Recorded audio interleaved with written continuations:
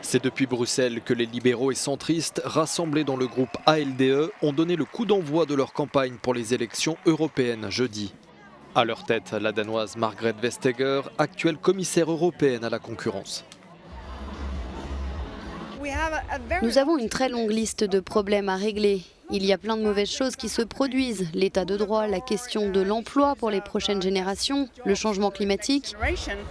Nous avons donc besoin de puiser dans l'énergie de ce que nous sommes parvenus à accomplir, parce que l'Europe est un endroit où il fait bon vivre si on la compare à d'autres endroits, surtout si l'on est une femme.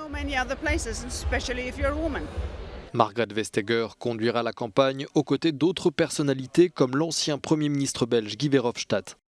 Les futurs élus européens de la République en marche du président Macron pourraient rejoindre à terme les rangs de l'ALDE, même si rien n'est acté pour l'heure.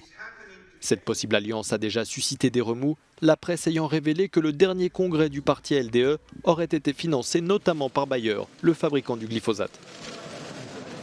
On a trop fait ça dans l'Union européenne, de se répartir les postes avant les élections. Pour nous, la question, c'est que nos idées gouvernent en Europe. Et on souhaite parler très largement aux forces progressistes dans les différents pays, c'est-à-dire les libéraux, parfois les sociodémocrates, parfois les verts. On veut avoir des discussions pour savoir qui veut construire avec nous à partir d'un projet. Il faut qu'on remette un projet politique pour l'Europe.